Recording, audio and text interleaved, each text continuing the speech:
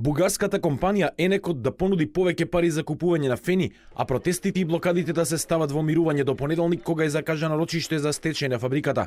Ова е епилог од вчерашната средба помеѓу Гранковиот и синдикатот на фени, градоначалникот на Кавадарци Митко Јанчев и вице-премиерот Кочо Андјушев.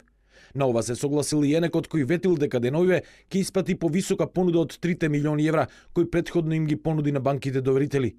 За првиот човек на СИЕР Пеце Ристовски, важно е работниците не само да земаат, туку и да ја заработуваат својата плата во фени. Ние кажавме многу јасно. Работниците не смеат да го изгубат статусот на работен однос.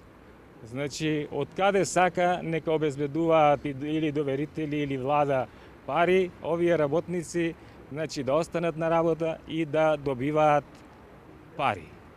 Додека вчера работниците на фени 2 часа го блокираа патот Росоман Прилеп и уште еднаш повторија дека се против стечај, предстечајниот управник информираше дека според него стечајот е најдобро решение. Од направените анализи се препознава компанија која е западната во тешка финансиска состојба како резултат на слабо менаџирање и лоши деловни одлуки.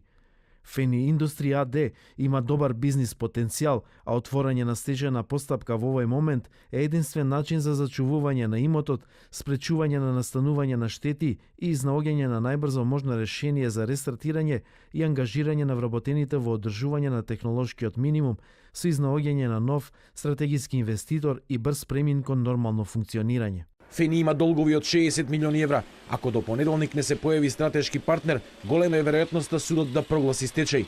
Освен Енекот, за Фени се заинтересирани и швајцарски фонд и француска компанија.